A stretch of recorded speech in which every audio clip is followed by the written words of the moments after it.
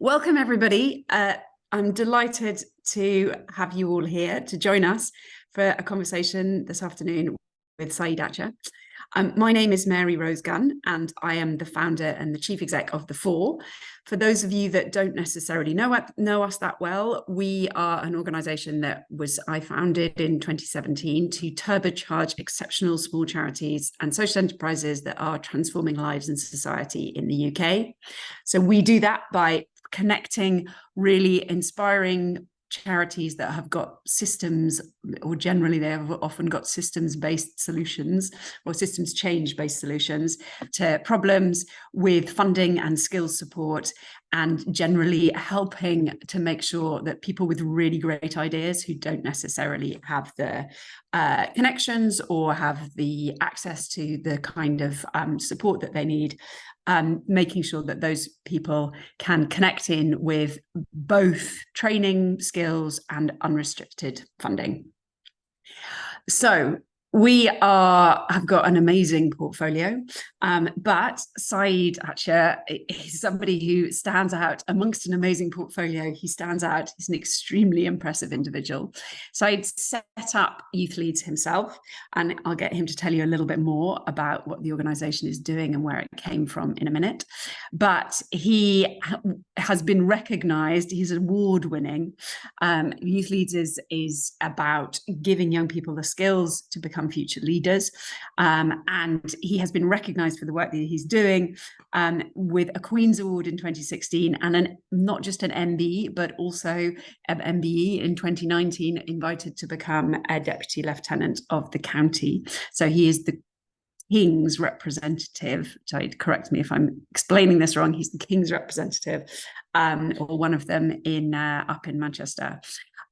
So Saeed, please, why don't you give us just a quick overview of Youth Leads, what it does at the moment and how it works, and then we'll go back to asking about why you set it up. Yeah, cool. Thank you, Mary. Amazing to be here, and thanks everybody for joining on a Friday afternoon. Youth Leads is a youth-led charity based in Greater Manchester, and we support young people to develop their skills, to get them ready to empower their potential, and ultimately to influence change. And we do that through our core leadership program, which supports underprivileged and underrepresented 14 to 25-year-olds with almost a skills boot camp over 12 weeks. And that's our kind of core program. Alongside that, we run a number of youth boards and youth panels for NHS trusts. One thing we're going to come on to is working with the public sector. And we influence change with our politicians, and we just want to see more young people have a seat at the table, whether that be becoming NHS governors, school governors, charity trustees.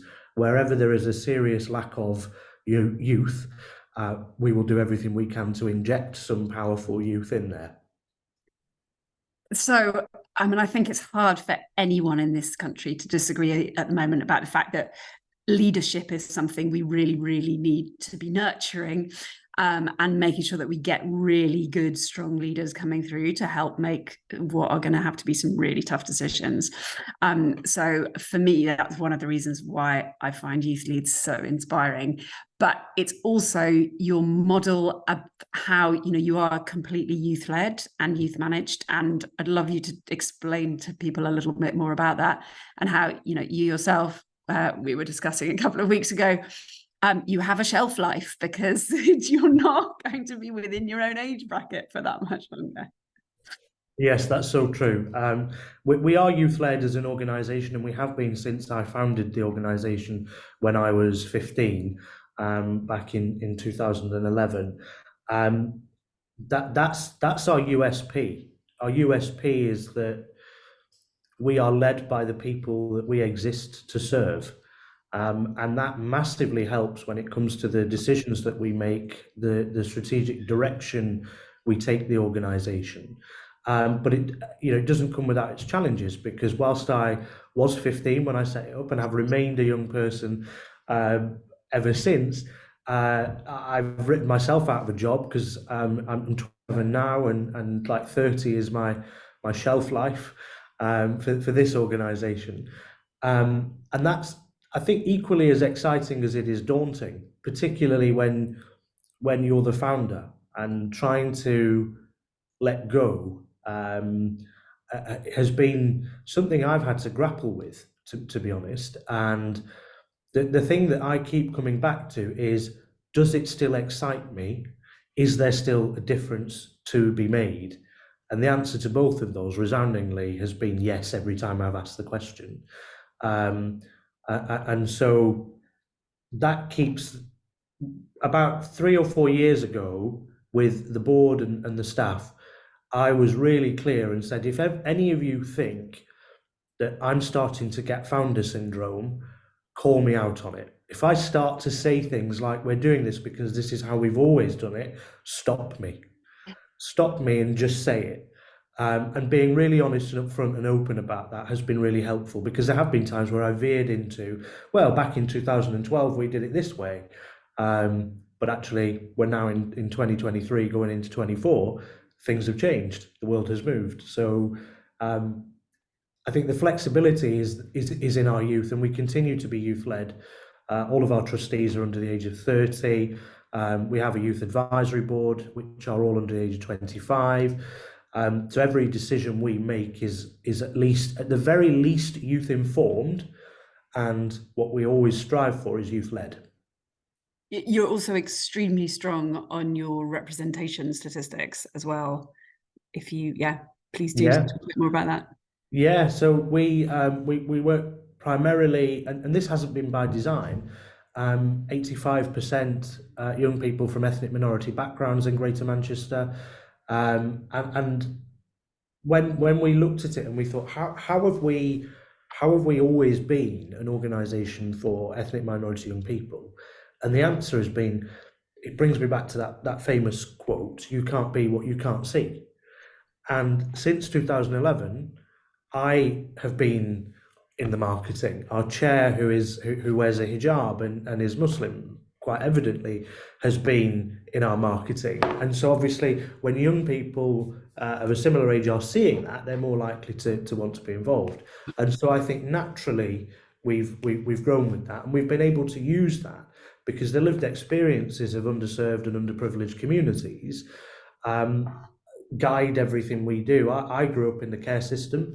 I was in foster care, resident, every kind of care, ending up in kinship care, and had quite a turbulent childhood. But that's my DNA. You know, that's made me who I am, and I've got to use that to be able to support other young people who have gone through or are going through a similar route.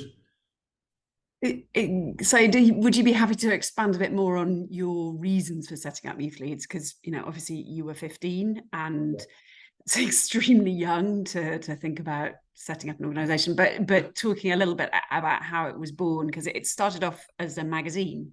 Yes, yeah. So all throughout my childhood, I was always that person that asked why.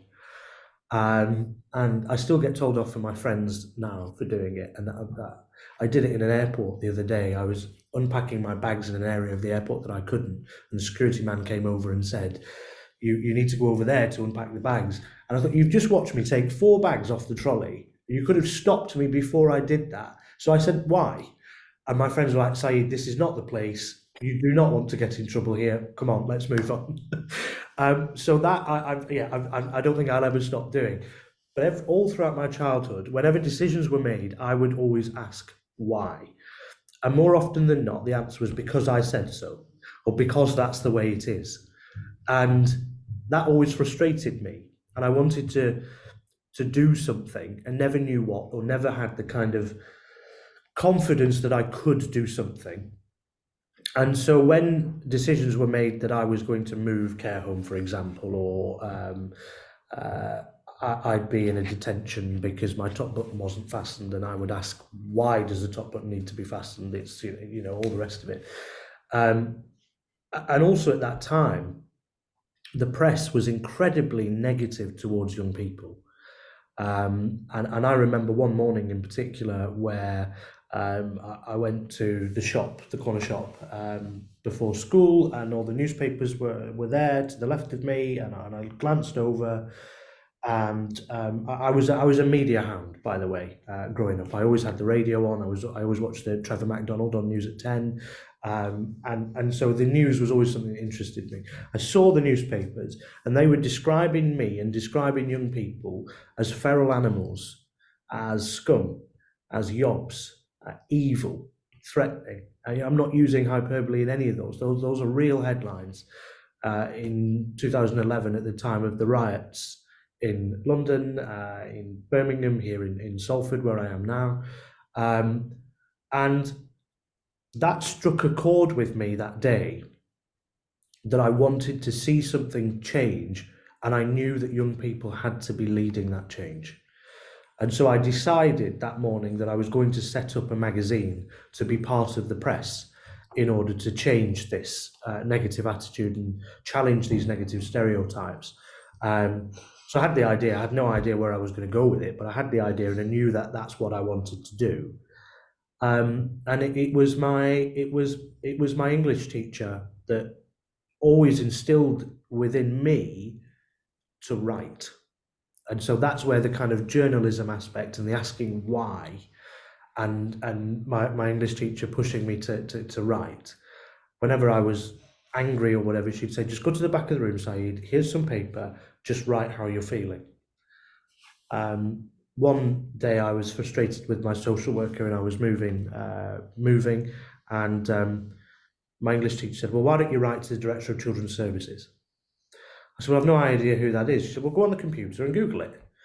So I did, and I wrote to the Director of Children's Services and outlined my thoughts and feelings, and then managed to get my local council to be the first ever sponsor of the magazine.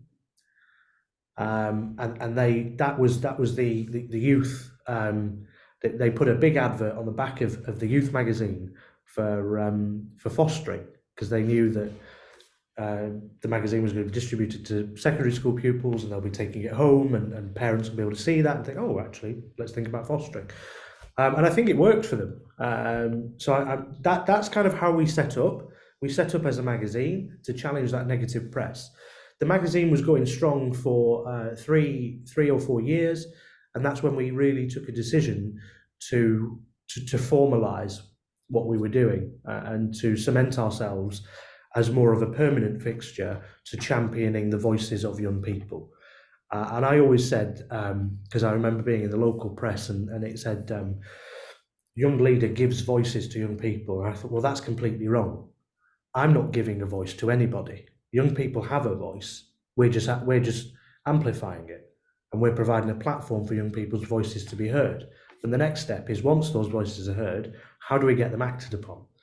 And that's the decision we took after 3 or 4 years of running the magazine, that we wanted to become more of a permanent fixture within Greater Manchester to push for young people to have a seat at the table. And since 2011, we've supported over 17,500 young people through our programs, and have evolved and been flexible and been agile and moved and shifted in many different ways, but to the point where we are now based in Media City, in Salford, in Greater Manchester, which is a hive of activity today, because BBC Children in Need is on tonight. So all the I've just been in the lift with Stephen Mulhern this morning. So to bring young people from the region to where it all happens is amazing. I did my work experience at the BBC when they first moved here, and I said, I will work here one day. And we try and manifest that with the young people that we work with, and bring them here.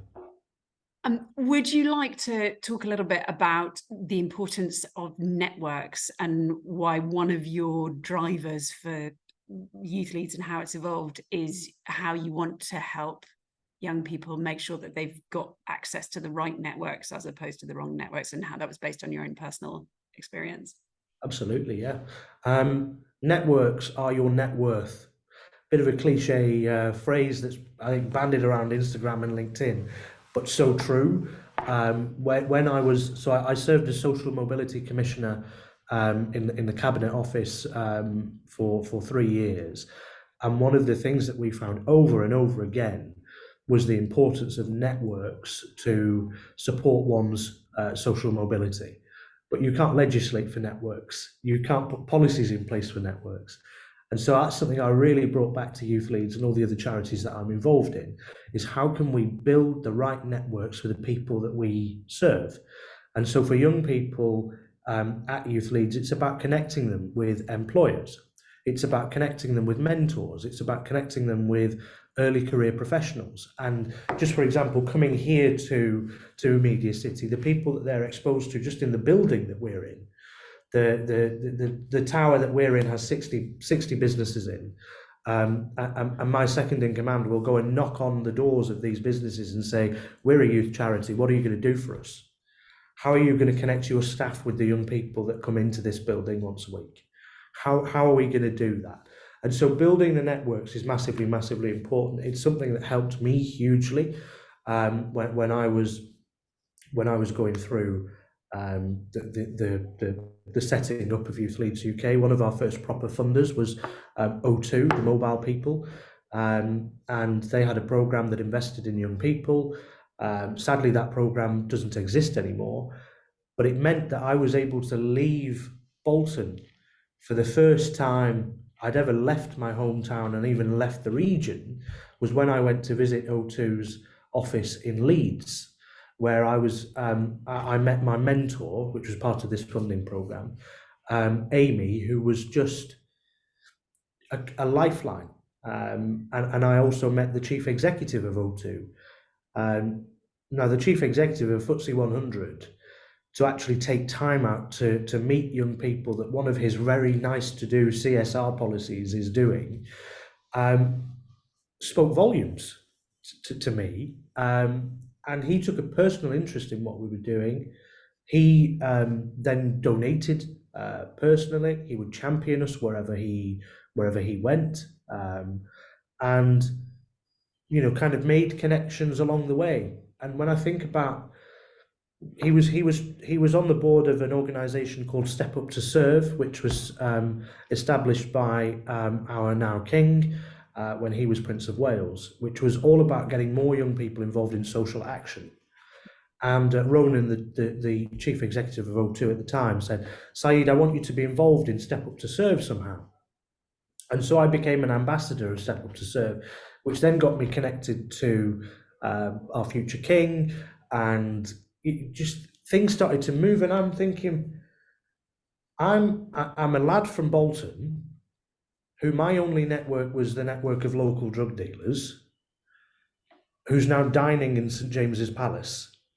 That for me is an extraordinary journey, and one that I make it my mission to speak about as often as possible, to show people that it is possible. And in particular, the young people that we serve that come from very similar backgrounds to the one that I did, growing up on a council estate, and it's well, I still live in the town and still drive past where I used to live and think, wow, it's a fascinating journey, and it's not often I stop and look back, but yeah, networks are massively, massively important, because without them, life is a lot harder.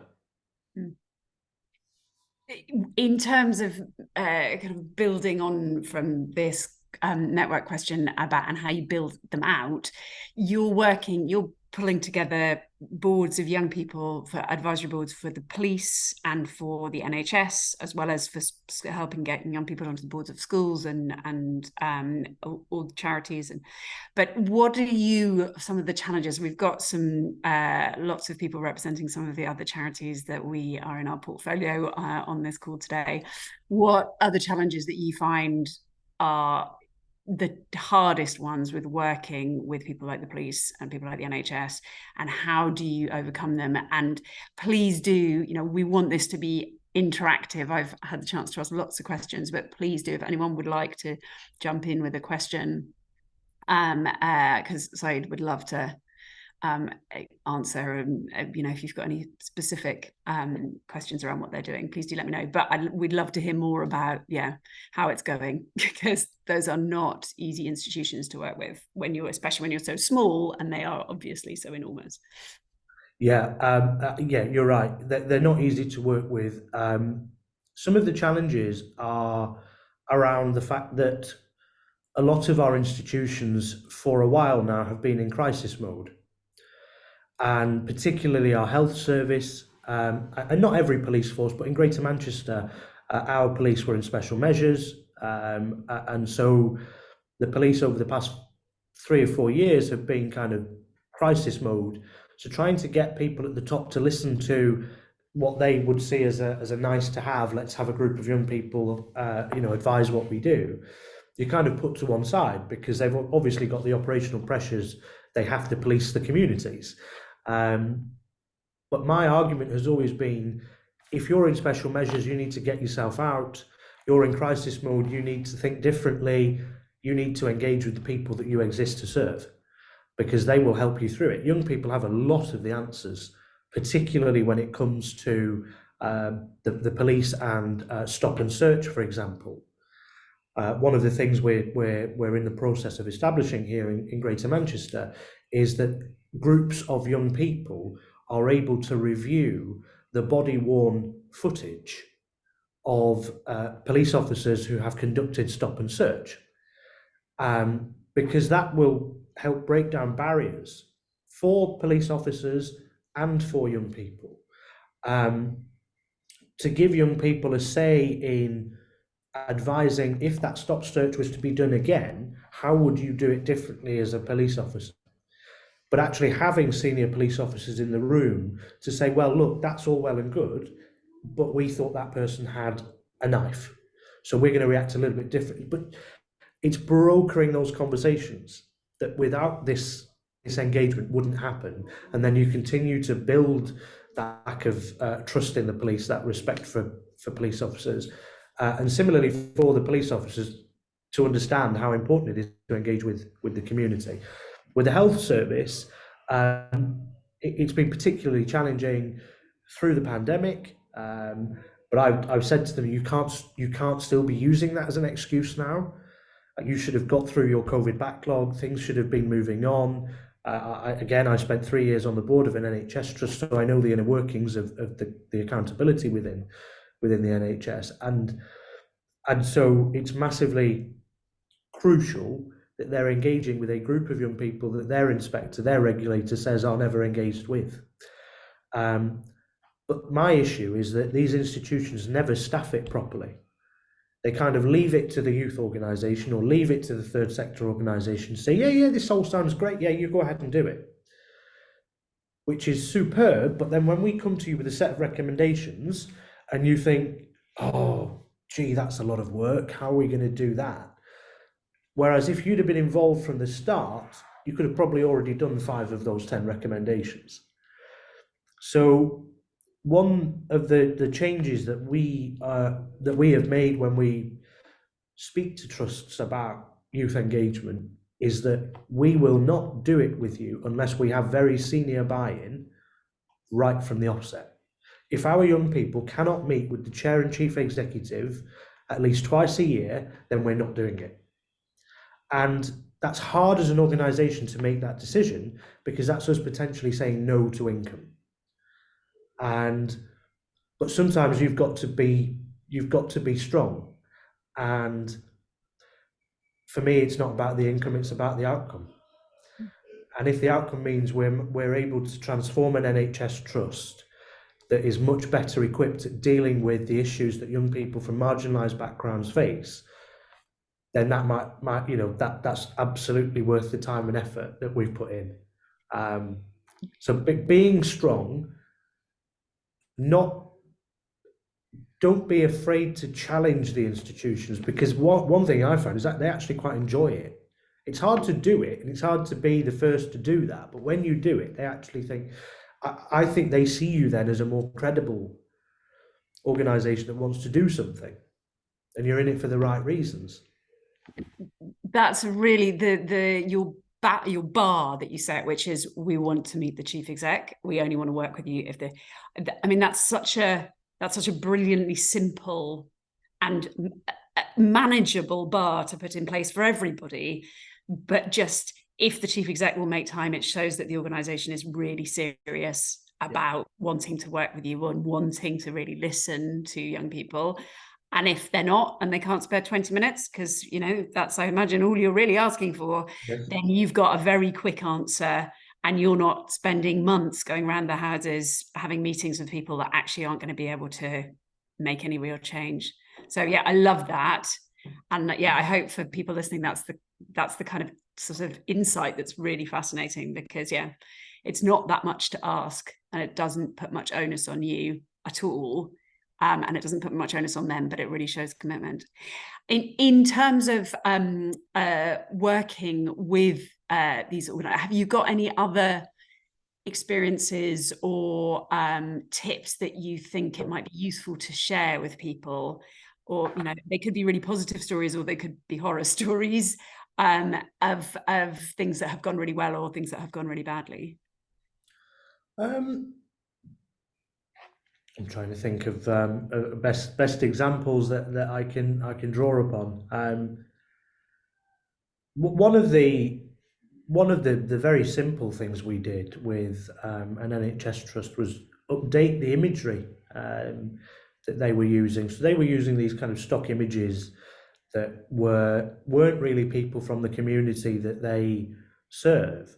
And our young people had a really simple idea, which was, can we have 15 young people go into a ward that is not being used, and retake some of this imagery that you put on all your marketing and all the rest of it.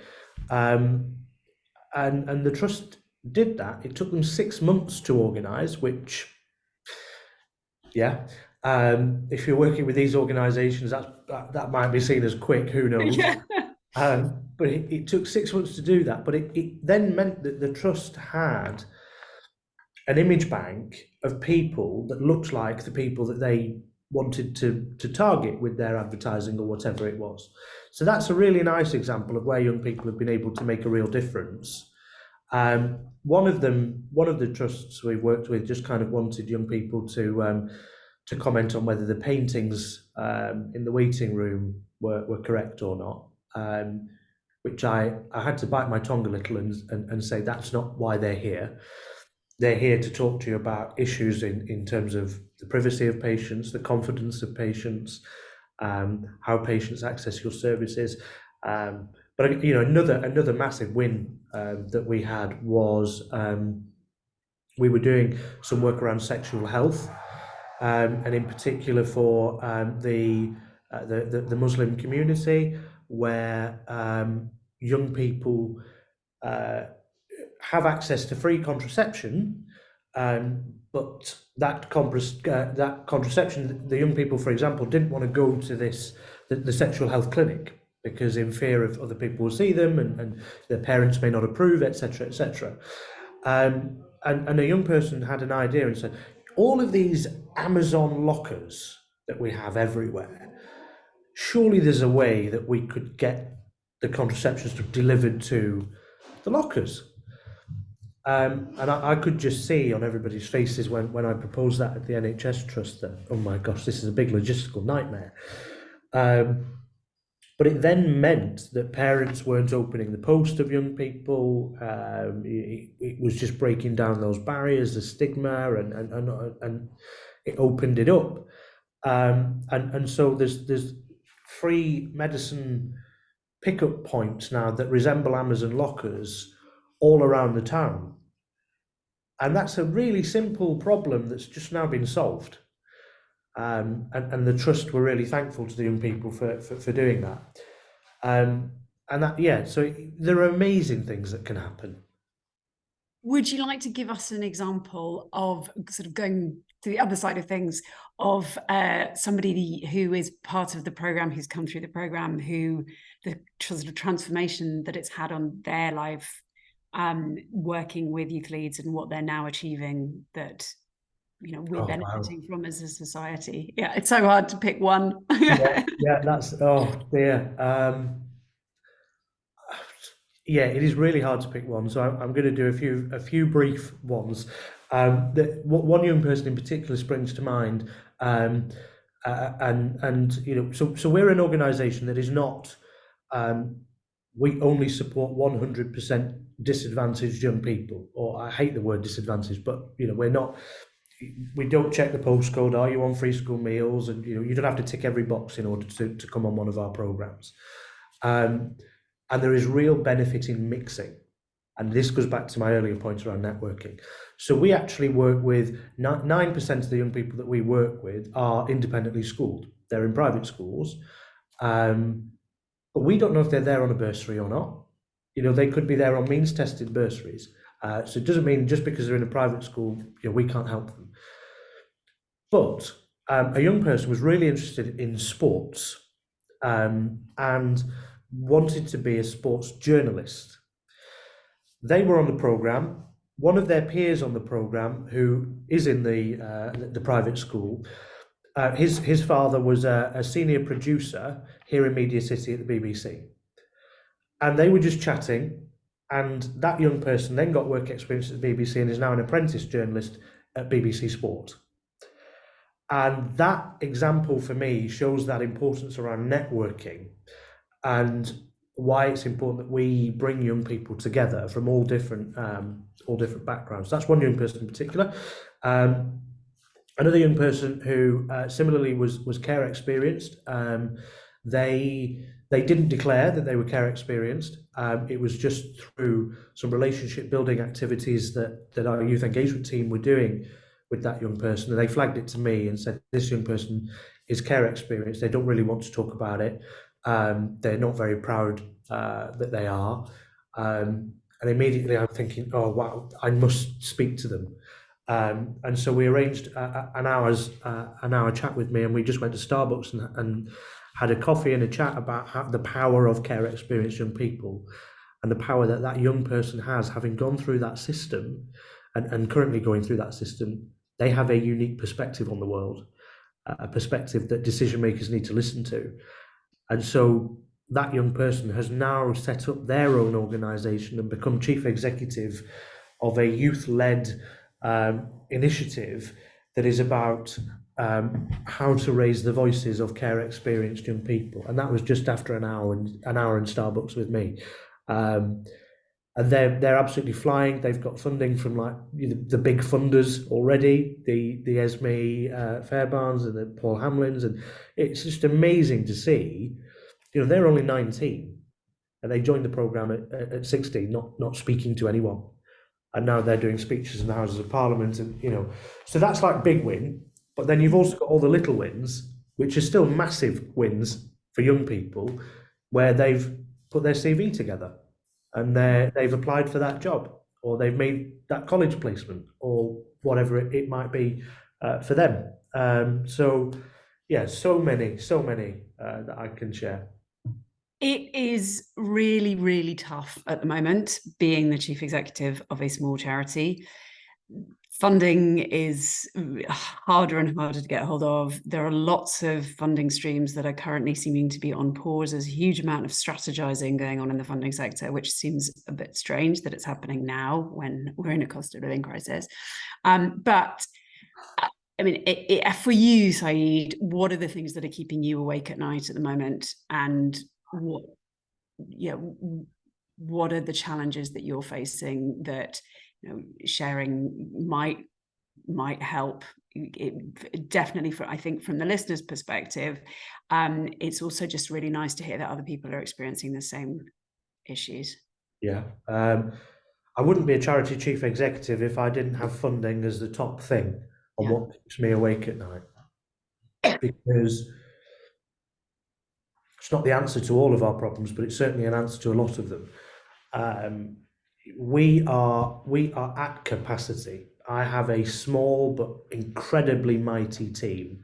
There's 8 of us, and everybody just works so hard to support the young people that we support. Can I just interject here? So youth leads work with about 1,000 young people a year. So that's a lot of people Yeah. for a small team of 8. At any one time, there's at least 3 programs that we run parallel. So we're always on delivery. The only time we don't have a delivery is 2 weeks in the summer, where we don't do any delivery, and Christmas. But apart from that, we are always at least 3 days a week delivering activities to young people. So funding is the biggest concern for me. The lack of long-term, I call it peace funding.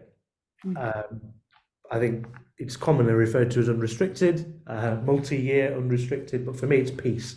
It means that I, as chief executive, can actually get on with my job of leading the organisation, of supporting the team to deliver for our young people, rather than spending 3 days of my week looking at funding applications, producing proposals, writing bids, having meetings.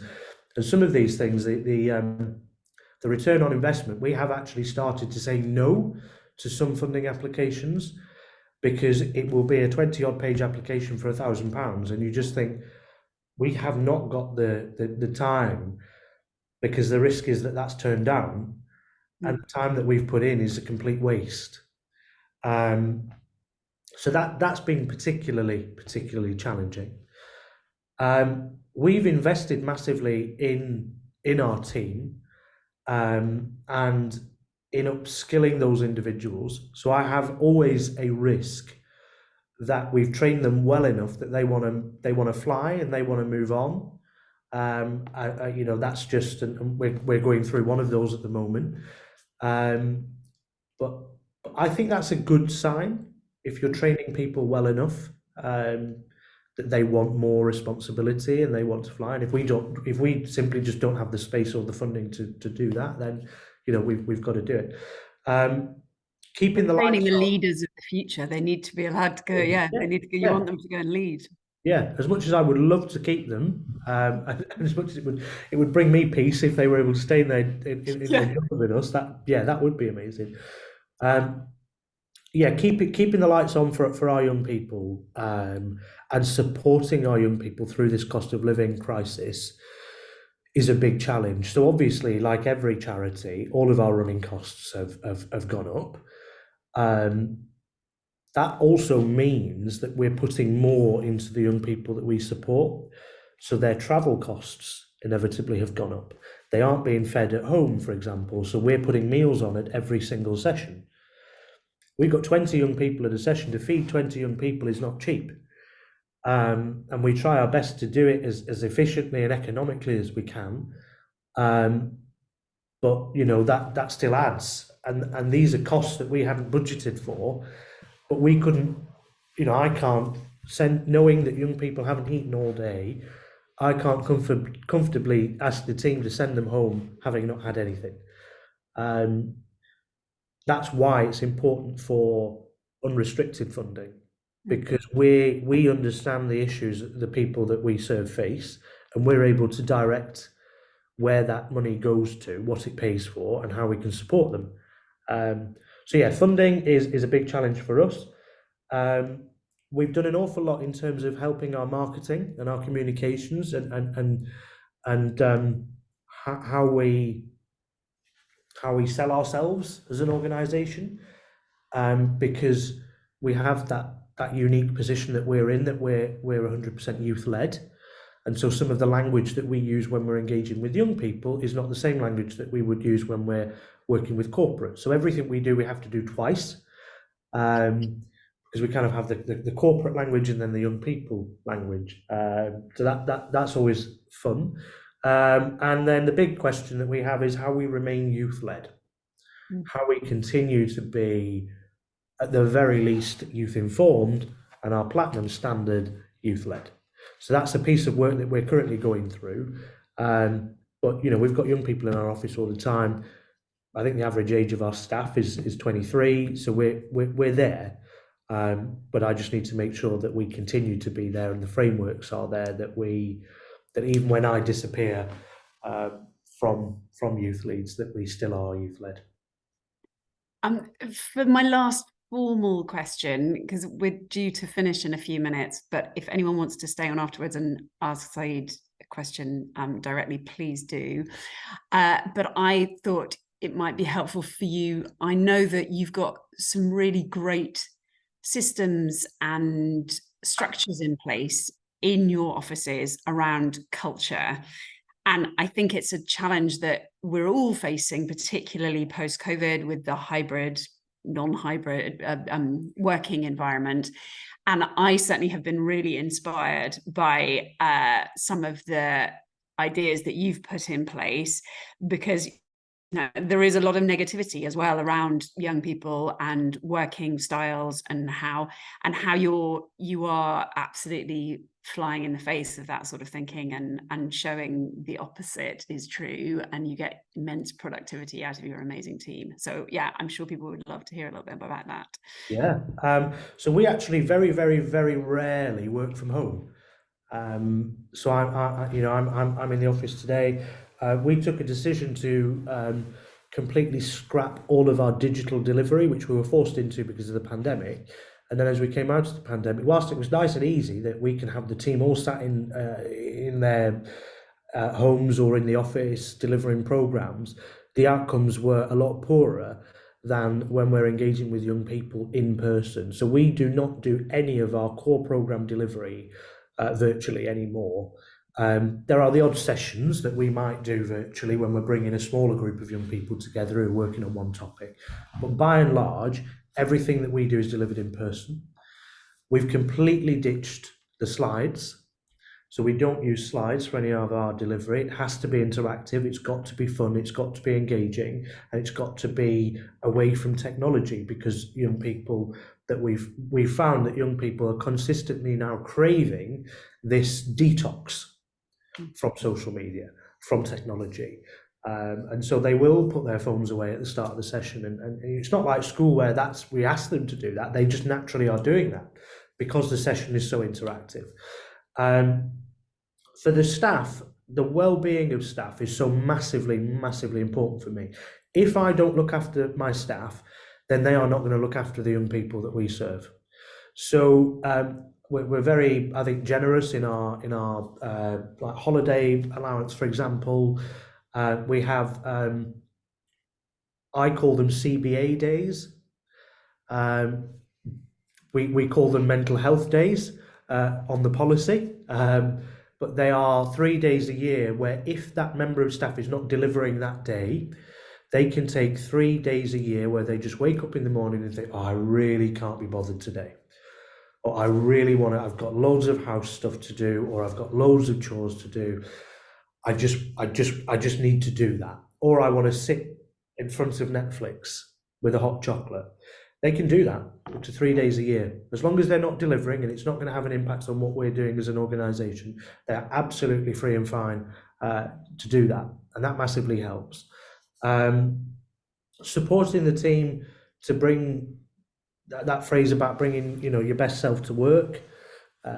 We do that all the time. Like tonight, we're as a team going to Laser Quest at the Trafford Centre. For anybody who's in the north, you'll know that's a big thing. So we as a team every 8 weeks have a social. It doesn't have to be expensive. Like the Laser Quest is £5 a person, or we can go to the bowling alley and it's £6 a person. So these things just keep on top of keeping everybody happy and connected. One of the things that we're hoping to do in the new year is to redesign our curriculum and just strengthen it and boost it with young people. So we want to do that in the right environment. That's one of the things that we're always very passionate about. Is it the right environment?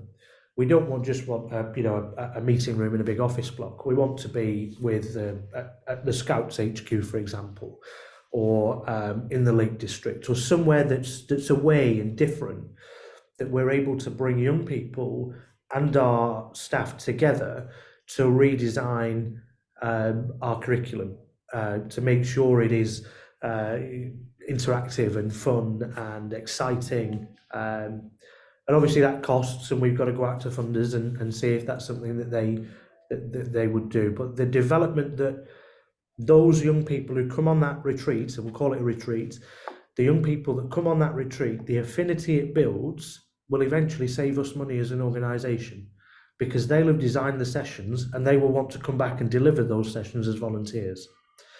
So it's about trying to.